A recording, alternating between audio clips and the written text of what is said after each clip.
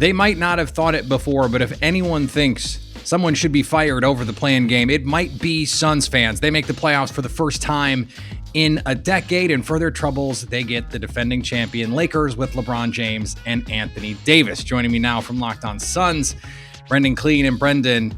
This is a difficult situation for the Suns to be in, to gain Chris Paul, to get the coach of the year and have this incredible season and have to face this Lakers team. How disappointing is this for Suns fans?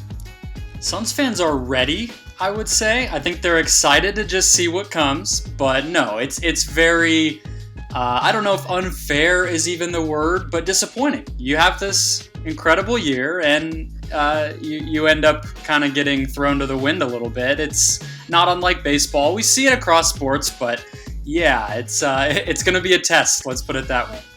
Of course. And so to that end, this is still a Suns team that is nails at the end of games. They are clutch. Chris Paul has been an absolute assassin late in games. Devin Booker has shot the lights out, and they defend.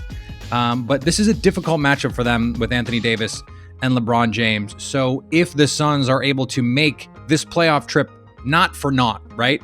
How are they going to be able to do that? Well, they're going to have to play a little bit like the Warriors did, I would say. Ball and player movement to beat LA's defense. That's going to be a lot of Devin Booker playing outside his comfort zone, not going mano a mano and doing his thing as a scorer, but being a distributor, out reading the defense, and I think hoping that these injuries from the Lakers' perspective are a little bit more worrisome than the Lakers might want. You know, we saw Andrew Wiggins defend LeBron. If that kind of thing can continue, then the Suns definitely have a shot. And if you flip it around, I mean, the Suns probably don't have great options for Anthony Davis and LeBron James. But if you're the Lakers, who's guarding Chris Paul? Who's guarding Devin Booker? I mean, it has to be like Steph Curry was the other night. They just have to be in fuego, right? Is there a different path that you see here?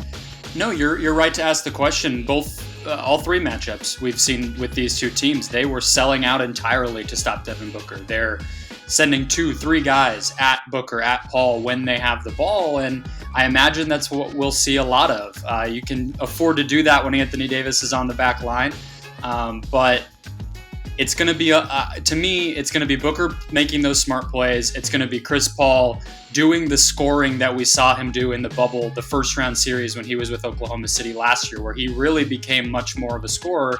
And if those guys are, 25, 30 a night each, you're probably talking about a more competitive series.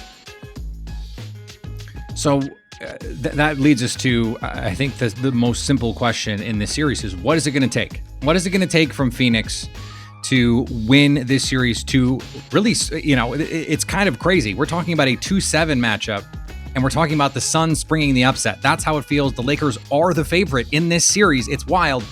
What is it going to take for Phoenix to do that? Besides hopes and prayers and luck? Is that aside from those? Yeah, a lot of rosaries, Hail Marys, those kinds of things. Rain dances. Yeah, I think it's going to be a heroic performance from Devin Booker. It's going to be a level of play we frankly haven't seen from him. Beating those double teams, setting up his teammates, creating great shots, taking pull-up threes to get really technical. That's not something he really does for folks who have watched the Suns, but he's going to need to do it. And it's what Curry was able to do. It's what the best players do when the playoffs come. So that's the recipe, is him just being incredible and the rest of the guys kind of doing what they've done all season.